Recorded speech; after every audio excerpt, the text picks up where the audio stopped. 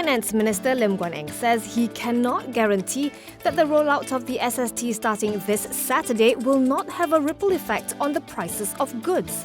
However, he can say that the impact will be less than half compared with GST. This is because Putrajaya has declared 5,443 items exempt from SST, 10 times the number of items excluded from levies under GST. Basically, the SST would only be applicable to 38% of the consumer price index basket of goods, compared with 60% under the GST. Among the items that will not be taxed are basic food items such as rice, RON 95, RON 97 and diesel fuels, medicine, menstrual products, motorcycles and construction materials. Eateries are subject to the SST only if their annual turnover exceeds 1.5 million ringgit. Overall, about 85% of businesses in the country are estimated to be out of the tax net. Under the SST, consumer goods will be taxed between 5 and 10%, while services will be assessed at 6%.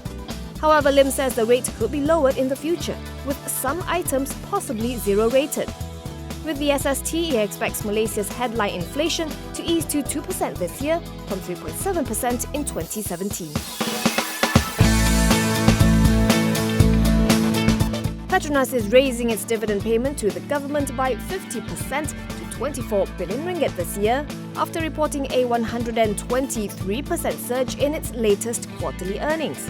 President and CEO Tan Sri Wan Zulkifli Wan Arifin says Petronas is now in a better position to take advantage of improved oil prices. He expects the price of Brent crude to average slightly below $73 a barrel this year and $66 per barrel in 2019.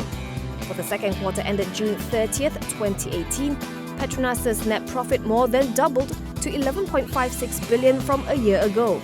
This was thanks to higher revenue, lower costs, and impairment write-back against losses the year before. For the first half of FY18, earnings jumped 71.5% to 22.96 billion ringgit, as revenue rose 8.3% to 117.16 billion. Wan Zulkifli has also confirmed that Tun Abdullah Ahmad Badawi will cease to be Petronas' advisor from Saturday. PM Tun Dr. Mahathir Mohamad was earlier reported as saying that termination was due as the state oil company is well run and does not require an advisor.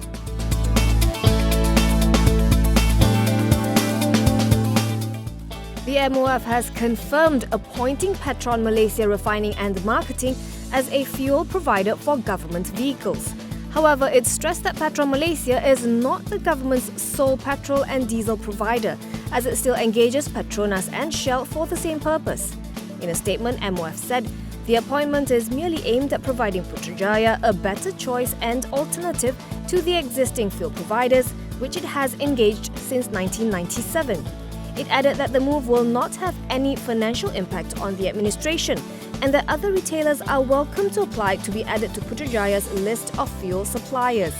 Petron Malaysia's shares jumped 6% to close at RM8.50 today on news of its appointment.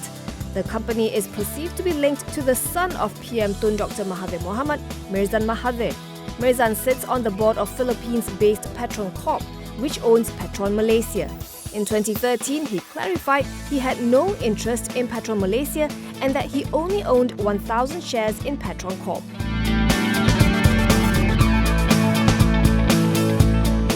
Maybank reported an 18% increase in second quarter net profit at 1.96 billion ringgit on higher insurance and Islamic banking income, as well as lower allowances for loan impairment losses. Group revenue grew to 11.5 billion ringgit, up 5% year-on-year from the previous corresponding quarter. It declared an interim dividend of 25 cents a share.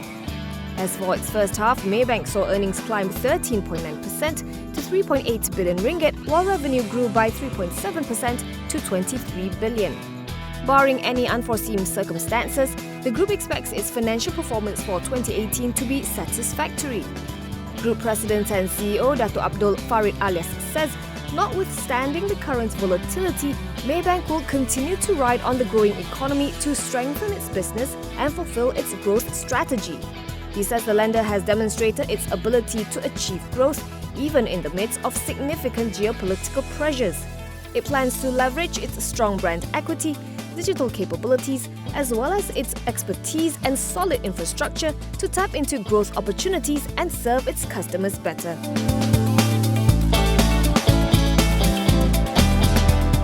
Sime Darby says fourth quarter net profit for its continuing operations surged by nearly 4.8 times to 163 million ringgit.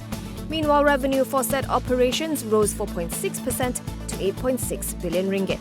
Sime's continuing operations comprise the industrial, motors, logistics and healthcare businesses. This follows the deconsolidation of Sime Darby Plantation and Sime Darby Property last November. For the full year, net profit for its continuing operations inched up by 0.5% to 618 million ringgit, while revenue increased 8.8% to 33.8 billion. Group Chief Executive Officer Jeffrey Salim Davidson says the strong earnings were thanks to the recovery in the mining sector in Australia and increased infrastructure spending in China. Core net profit for the group's continuing operations increased by 36% year-on-year to 835 million ringgit. It declared a special dividend of 2 cents per share and a second interim dividend of 4 cents per share for FY18. Sime Darby Plantation also reported earnings today. Fourth quarter net profit slumped by 99% to 30 million ringgit on lower CPO and palm kernel prices amid lower fresh fruit bunch output. Revenue fell to 3.08 billion ringgit from 3.69 billion in the previous year. As for its full year, net profit halved to 1.7 billion ringgit as revenue fell by 3% to 14.4 billion ringgit.